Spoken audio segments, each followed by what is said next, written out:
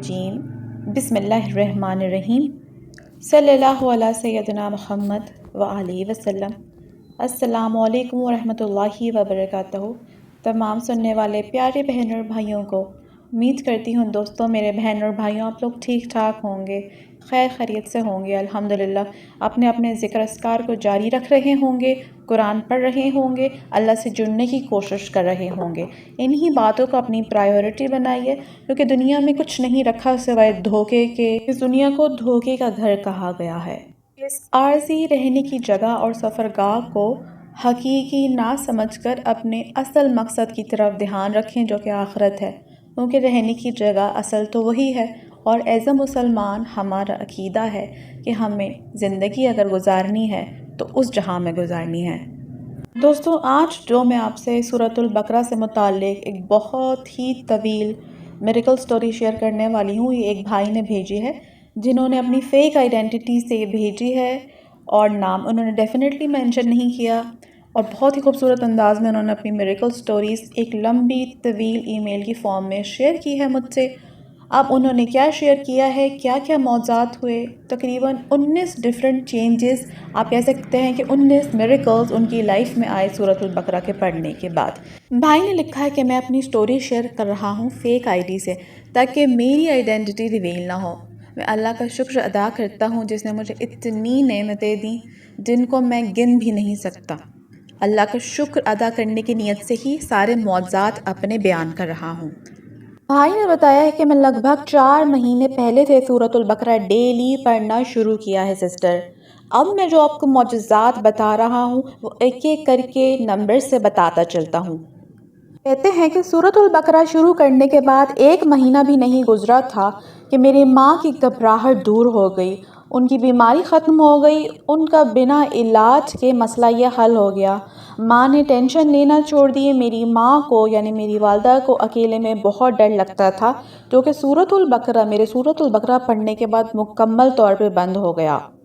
دوسرا بڑا چینج لکھتے ہیں یہ آیا مجھ میں اور میری امی ابو میں کہ ہم سب میں عجیب سی ہمت آ گئی۔ اب ہم مصیبت سے نہیں گھبراتے، بلکہ اس کا استقبال، اس کا سامنا کرتے ہیں، ایسے کہ جیسے ہمیں اسی مصیبت سے لڑنا ہے۔ تیسرے نمبر پہ انہوں نے لکھا ہے کہ پہلے ہم جن لوگوں کی نیت نہیں پہچان پاتے تھے یا پا رہے تھے، اب وہ اپنے اصل چہروں اور نقابوں کے ساتھ ہمیں سمجھ آنے لگے تھے۔ یعنی ان کے لکھنے کا یہ مطلب ہے کہ اللہ تعالیٰ نے ان کے دلوں کے جو حال تھے، جو ایول ان کے دل میں خواہشات تھی ان کے لیے، ان کے گھر والوں کے لیے، وہ عیاں کرنی شروع کر دی تھیں۔